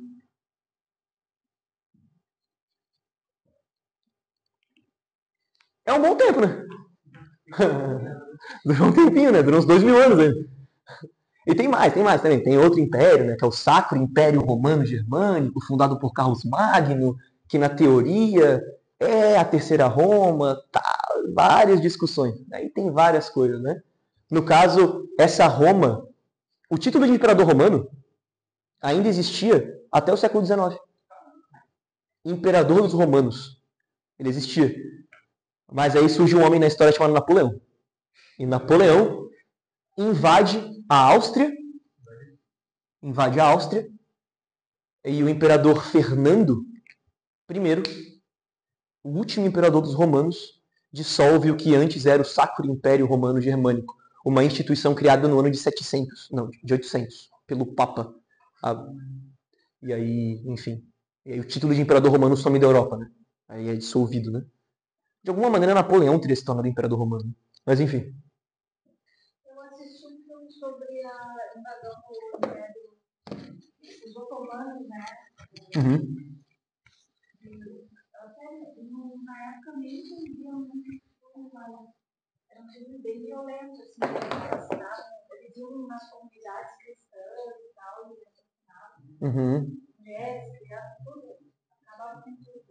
Eu não consigo lembrar o nome do filme, mas é um filme bem histórico, assim, bem interessante. E eu acho que gente, os otomanos, isso é interessante, os otomanos não são os islâmicos primeiros. Os islâmicos que saíram da Península Arábica no ano de, mais ou menos no ano de 1000, eles estavam em relativa paz com os cristãos. Isso é muito louco, né? Os cristãos e islâmicos viviam em paz. O único povo... Vamos lá, entendam o que eu quero dizer. Vamos lá, questão histórica. O único povo que o cristão nunca conseguiu viver em paz foi o judeu. O único. Historicamente falando. Com os muçulmanos, sim. Eles conseguiram viver com relativa paz. Os turcos, o turco otomano, os turcos eram um povo bárbaro que vivia na região do centro da Ásia. Era um povo bárbaro, barbaríssimo. Não tinha literatura nem nada. Eles invadem o mundo islâmico e se convertem ao islamismo. E aí os turco-otomanos começam a invadir essa região cristã. Por isso que eles são tão violentos, porque eles são bárbaros da Ásia, entendeu? Eles não são esses povos que já estavam há 300 anos na região, já eram acostumados com os cristãos. Os cristãos e muçulmanos tinham... Veja, gente, eu digo uma situação assim, eles não estavam se matando o tempo todo. Mas não sei se vocês conhecem um pouco da lei da Sharia. O islâmico dá 3 opções. Ou você se converte, ou você paga uma taxa, ou você é escravizado. Os cristãos estavam na segunda questão. Eles pagavam taxas. Você paga uma taxa para poder viver sobre o jugo de um islâmico.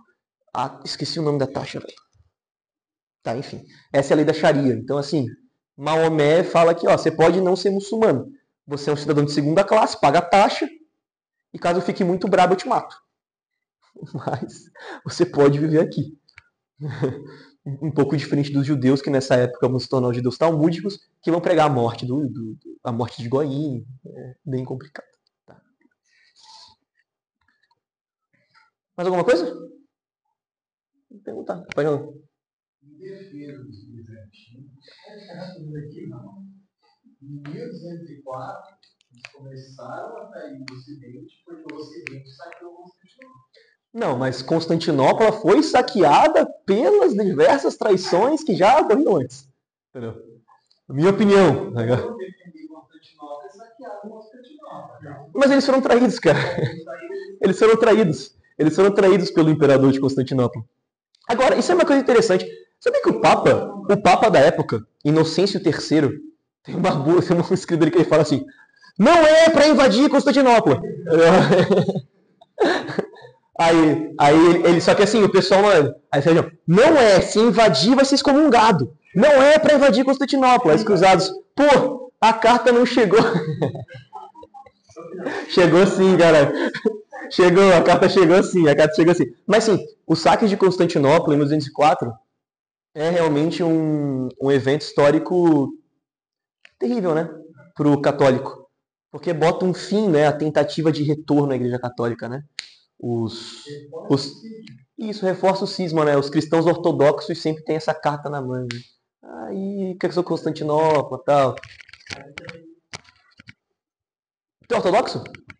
Ah, tá. Tu é herege? Pode ir embora da sala escrita. É ortodoxo? Não. Tudo bem, tudo bem, tudo bem. Eu lembro que eu encontrei um ortodoxo um dia na missa tridentina. Tava lá na missa tridentina. Vai entender.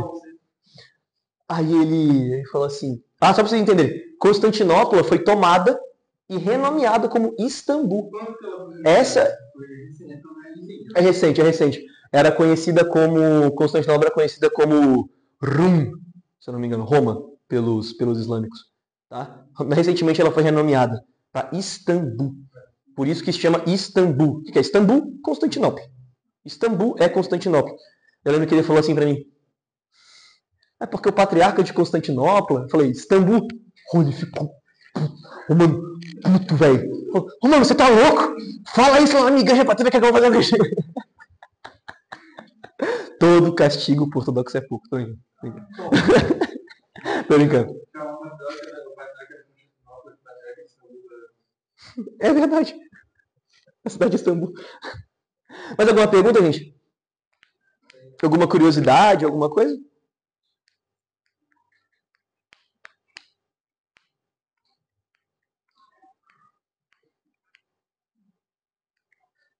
Essas regiões que estão em vermelhinho mais claro são estados clientes, tá? Por isso que está mais claro. Estados clientes seriam estados que estão sob proteção do Império Romano. Pagam tributo, né? Eles pagam um tributo anualmente para não serem invadidos. E serem protegidos também, né? É a máfia legalizada, assim, de Roma. Gente, então é isso. Não tem mais nenhuma pergunta. A gente vai encerrar agora, né? Deve estar tarde já também. Comparado com o que tá cedo. É? Comparado com o que tá cedo. É isso? Mais nenhuma pergunta? Fechou? Vamos terminar com uma oração. Agradecendo pelo tempo, pela vida do Luan. Rogamos a Virgem Maria, toda graça, toda proteção. Ave Maria, cheia de graça, o Senhor é convosco. Bendita sois vós entre as mulheres, e bendito é o fruto do vosso ventre, Jesus. Santa Maria, Mãe de Deus, rogai por nós, pecadores, agora e na hora de nossa morte. Amém. Pai, Filho e Espírito Santo. Amém. Obrigado. Boa noite.